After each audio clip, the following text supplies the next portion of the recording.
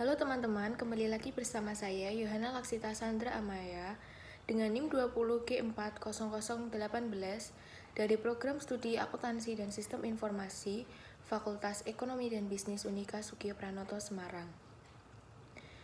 Pada video reaction kali ini, saya akan menjelaskan seputar filsafat keselamatan. Berikut rangkuman dari video pembelajaran Pak Greg dan narasumber Romo Saptoko. Keselamatan adalah hak prerogatif Allah. Orang yang di dunia ini sudah mencapai hal yang menurut kita sudah pantas atau bisa masuk surga, itu tidak menjamin bahwa orang tersebut akan masuk surga. Masuk ke surga tidak dilihat dari tampak luar saja. Misalnya seperti orang yang sudah melakukan ibadah haji, atau sudah menjadi romo, menjadi pemuka agama, menjadi pejabat, atau orang yang terkenal, dan lain-lain. Itu tidak menentukan nasib kita untuk masuk ke surga. Yang menentukan nasib kita menerima keselamatan kekal, yakni adalah hati kita sendiri. Bagaimana kita benar-benar pasrah terhadap apa yang terjadi pada diri kita, itu sebagai takdir Allah. Atau dalam kata lain, kita bisa menerima dengan lapang dada dan apa adanya, dan selalu melibatkan Allah dalam hidup kita. Kesehatan yang kita miliki juga berasal dari keharmonisan antara manusia dengan alam. Misalnya, ketika kita sakit, kita meminum air yang sudah didoakan dan diberkati. Dan kepercayaan iman kita kepada kesembuhan dan kesehatan dapat menyelamatkan kita. Dalam tradisi Jawa atau kejawen, orang beroleh keselamatan bisa dengan bertapa. Bertapa tidak hanya dengan satu orang saja, melainkan kita bisa bertapa dengan bersama-sama dengan orang lain, agar saling mendukung satu sama lain, dan hasil dari kita bertapa, baiknya diamalkan dengan berbuat kebaikan. Dan tetap yang terpenting adalah yang berasal dari hati kita. Di tradisi Jawa pun dikenal yang namanya tembang. Tembang sendiri dibuat karena berdasarkan refleksi hidup manusia. Tembang juga dibuat untuk ungkapan seni, dan tembang juga berfungsi sebagai penasehat yang dibuat oleh orang dahulu untuk kehidupan yang lebih baik di masa sekarang ini. Orang Jawa membuat tembang atau menyanyikan sebuah tembang karena mereka percaya dengan melalui tembang juga akan mendoakan semua hal yang terjadi pada kita yang akan bertuju pada keselamatan.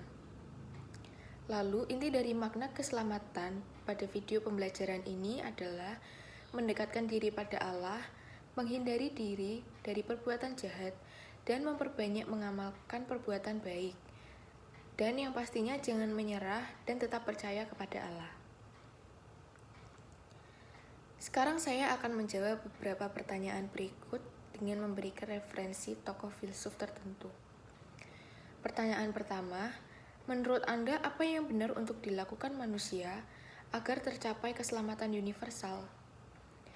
Universalisme sendiri adalah pandangan bahwa semua orang yang ada di dunia ini sejatinya akan diselamatkan. Maka keselamatan universal adalah keselamatan yang pasti akan Tuhan berikan kepada manusia. Beberapa filsuf pencetus keselamatan universal memiliki pendapat yang berbeda-beda. Di sini saya mengambil dari filsuf Gregory dari Nyssa yang mengajarkan bahwa pada akhirnya segala sesuatu diselamatkan termasuk semua makhluk rohani. Dan didasarkan pada pandangan bahwa segala sesuatu yang berasal dari Allah akan kembali kepada Allah. Dan pokok ajaran yang benar dilakukan manusia agar tercapainya keselamatan universal adalah mendengarkan dan memberikan respon terhadap Injil. Contohnya dengan mengamalkan dan mewartakan Injil melalui perbuatan baik kepada sesama. Mengampuni sesama yang bersalah tanpa pandang bulu, tanpa melihat perbedaan suku, ras, agama, budaya, etnis, dan lain-lain. Dan patutnya kita berdamai dengan semua orang, agar kelak kita juga didamaikan dengan Allah. Pertanyaan kedua, apa yang tidak benar untuk dilakukan manusia demi keselamatan. Keselamatan universal berdasarkan filsuf Gregory dari Nisa, semua orang pasti akan diselamatkan dan akan kembali pada Allah. Orang yang berbuat salah atau berdosa, sejatinya akan tetap diampuni oleh Allah. Karena keselamatan universal inilah, kita juga menjadi punya pengharapan untuk diselamatkan.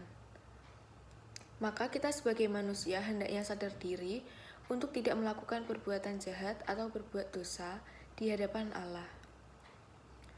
Dan pertanyaan ketiga, mengapa harus ada kehidupan?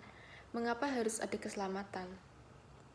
Kehidupan yang kita alami sekarang ini adalah salah satu bentuk refleksi kita terhadap pemberian Tuhan. Tuhanlah yang memberi kita hidup, dan Tuhan sendirilah yang akan menentukan apakah kita pantas untuk menerima kehidupan kekal bersamanya di surga kelak. Dan keselamatan ada karena keselamatan dari Tuhanlah yang membuat manusia menjadi memiliki sikap lebih baik sesuai dengan ajaran Tuhan. Dengan keselamatan pula, manusia dapat menemukan tujuan hidupnya bersama dengan Tuhan menuju keselamatan kekal. Sekian dari saya, terima kasih.